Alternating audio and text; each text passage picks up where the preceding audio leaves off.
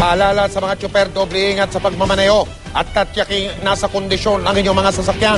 Dahil kapag nadiskrasya kayo, malamang na may ibang buhay na madamay. Sa lungsod ng Quezon, isang pampaserong jeep ang tumaob. Tumagilid naman ang isa pang jeep na matulin umanawang takbo sa Taytay Rizal. 16 ang nasugatan sa aksidente na yun.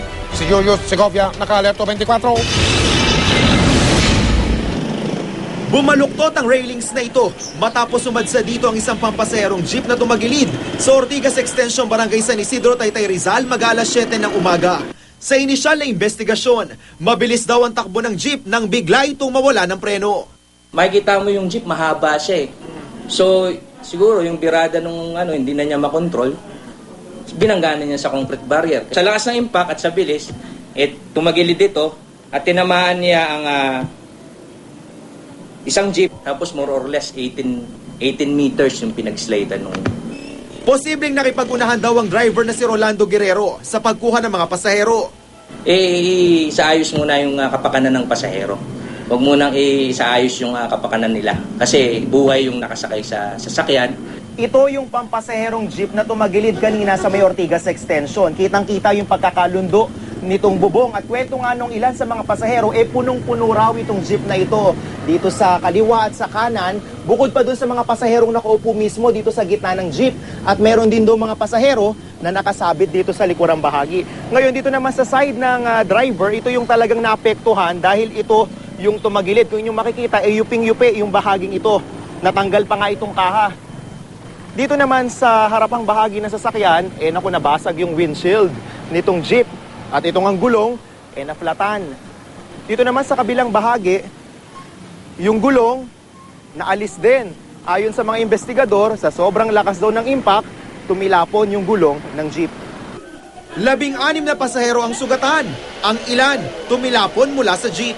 Nagulat na lang kami, biglang may kumalabog, tumuob na yung jeep namin. Marami.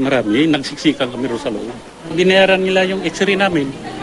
Ewan ko lang kung sasagutin yung naabala sa amin. Siyempre, natakot. Yun. Oo, yung balikat, yung ulo, saka yung balakang nga. So yun, nagpa-x-ray. Tumilapon na yung ibang pasahero doon sa yung nakasabit. Pati yung may nahagip siya, isang. Oo. Bali, dalawang jeep nahagip niya. Aminado naman ang driver na puno ng pasahero ang kanyang jeep. Kaya di na raw niya kailangan pang huminto para magsakay. Tulad ng sinasabi ng pulisya. Talagang nawalan daw siya ng preno. Pamilya ko nga, iniingatan ko ang ibang tao pa kaya. Ay dyan kami nabubuhay. Dyan sila ang bumubuhay sa akin. Bakit hindi ko naman kagustuhan yung nangyari? Talagang aksidente. Sasagutin naman ng operator ng jeep ang gastusin sa pagpapagamot. Pero umalma siya sa pag-ako ng responsibilidad sa aberyang idinulot ng aksidente.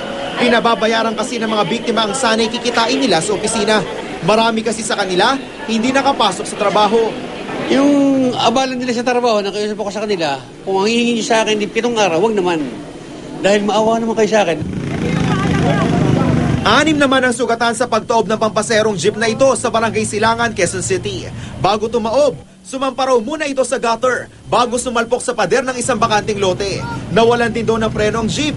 Kapwa ang mahaharap ang 2 driver ng jeep sa kasong reckless imprudence resulting in multiple physical injuries with damage to properties. Julius Segovia, Naka-Alerto 24.